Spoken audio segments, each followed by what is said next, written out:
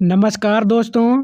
कैसे हैं आप लोग। आशा करता हूं बहुत ही अच्छे होंगे। यूट्यूब परिवार DSR एकेडमी में आपका बहुत बहुत स्वागत है। दोस्तों आज का टॉपिक है भक्तिकाल। पहला प्रश्न, समग्र भक्तकालीन काव्य पर कौन सी विशेषता लागू होती है। तो इस प्रश्न का उत्तर सही होगा ऑप्शन सी, अहंकार का त्याग।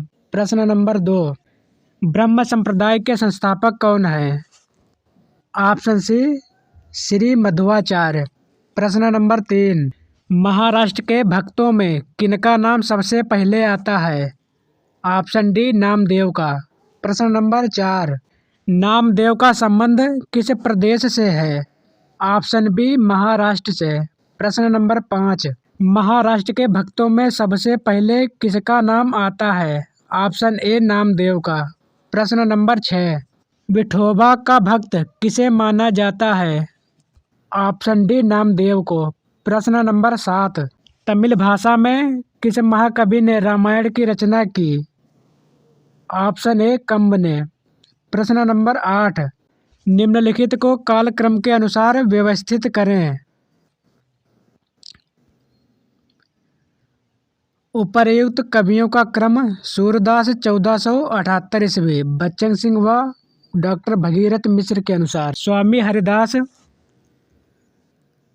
बच्चन सिंह 1512 ईस्वी तथा अन्य विद्वान 1478 ईस्वी मानते हैं। मीराबाई डॉक्टर कुसुम 1504 ईस्वी, बच्चन सिंह व भगीरथ मिश्र 1498 ईस्वी जन्म मानते हैं मीराबाई का। रसखान का जन्म मानते हैं बच्चन सिंह 16वीं शताब्दी का उत्तरार्ध।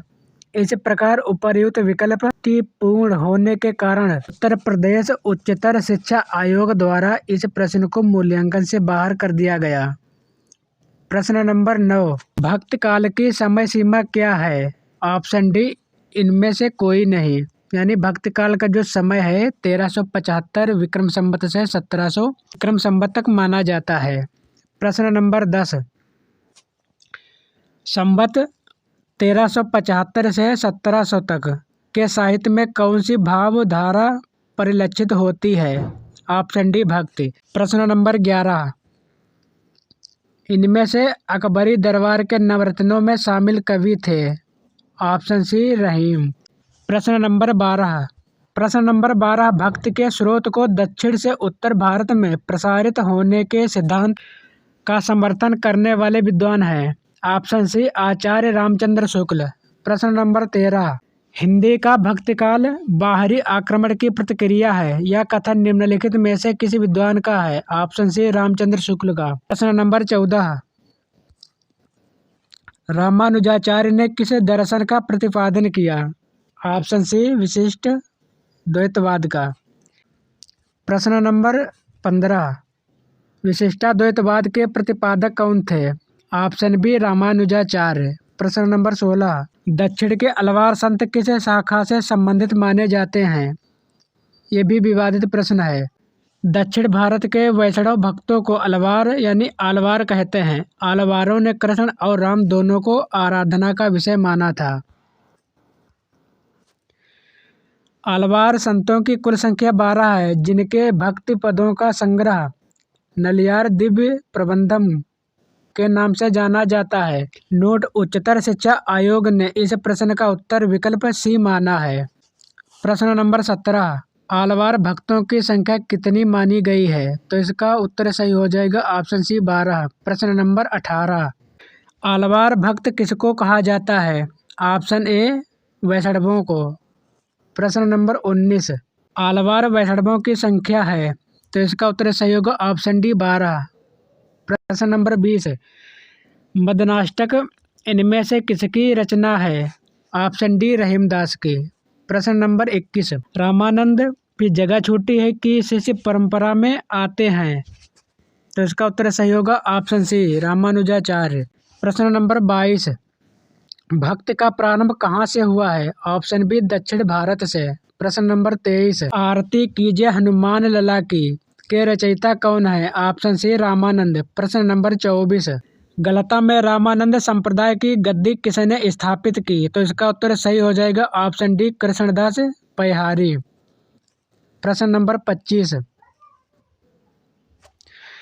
निम्नलिखित में से कौन रामानंद की शिष्य परंपरा में नहीं है? तो इसका उत्तर सही हो जाएगा ऑप्शन सी मलूक दास। प्रश्न नंबर 26। निम्नलिखित में से कौन स्वामी रामानंद का शिष्य नहीं था? तो इस प्रश्न का उत्तर सही हो जाएगा, ये प्रश्न विवादित है।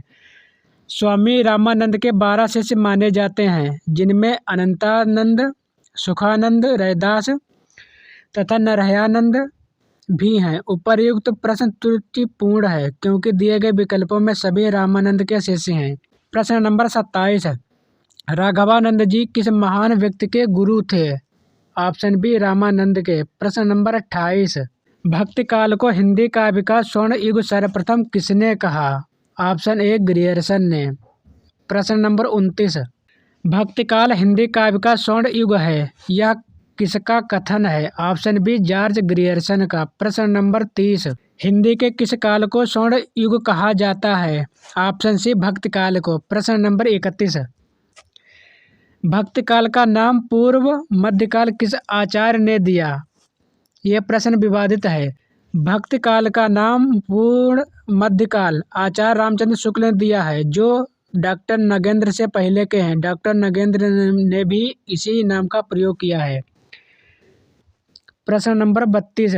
सही कालक्रम वाले वर्ग को चिन्हित कीजिए। ऑप्शन बी सही होगा, पहले कबीर, सूर, जायसी, तुलसी। प्रश्न नंबर 33। 252 वैष्णव। प्रश्न नंबर 33। 252 वैष्णवन की वार्ता की भाषा क्या है? तो इसका उत्तर सही हो जाएगा ऑप्शन ए ब्रिज भाषा। प्रश्न नंबर 34। निम्नलिखित में से एक राम भक्त कवि है? Option B Nabhadas. प्रश्न नंबर 35। नाभादास कृत भक्तमाल की भाषा है? ऑप्शन बी ब्रिज भाषा। प्रश्न नंबर 36। भक्तमाल के रचनाकार हैं? Option B Nabhadas. प्रश्न नंबर 37। अष्टयाम किसकी रचना है? ऑप्शन ए नाभादास की। प्रश्न नंबर 38। भक्तमाल की रचना किसने की? ऑप्शन ए नाभादास ने। प्रश्न नंबर 39। नाभादास द्वारा लिखित अष्टयाम किस भाषा में लिखी गई? ऑप्शन सी ब्रिज भाषा में। प्रश्न नंबर 40। अष्टयाम के रचयिता हैं? Option C Nabhadas. प्रश्न नंबर 41। भक्तमाल के रचयिता नाभादास के गुरु का नाम था? Option D Agradas. प्रश्न नंबर 42। भक्तकालीन रस सिद्धांत विषयक ग्रंथ है, ये प्रश्न विवादित है। रसमंजरी के रचयिता है नंददास। विषय है नायक नायिका भेद। रस रहस्य इसके रचयिता है कुलपति मिश्र। विषय है मम्मट के काव्य प्रकाश पर आधारित काव्य शास्त्रीय रचना। ग्रंथ है रस प्रबोध। इसके रचयिता है रसलीन। विषय है नवरस विषयक। ग्रंथ है रसरंग। रचयिता है ग्वाल कवि। विषय है नवरस संबंधित। इस प्रकार रस मंजरी केवल भक्तकालीन रचना है तथा यह रस सिद्धांत विषयक ग्रंथ नहीं अपितु नायक नायिका भेद पर आधारित ग्रंथ है। शेष रचनाएं रीतकालीन है। नोट: उत्तर प्रदेश माध्यमिक शिक्षा सेवा चयन बोर्ड ने विकल्पगत त्रुटि के कारण इस प्रश्न को मूल्यांकन से बाहर कर दिया है। प्रश्न नंबर 43। संत साधना का साहित्यिक रूप प्रारंभ हुआ? ऑप्शन सी पंढरपुर से।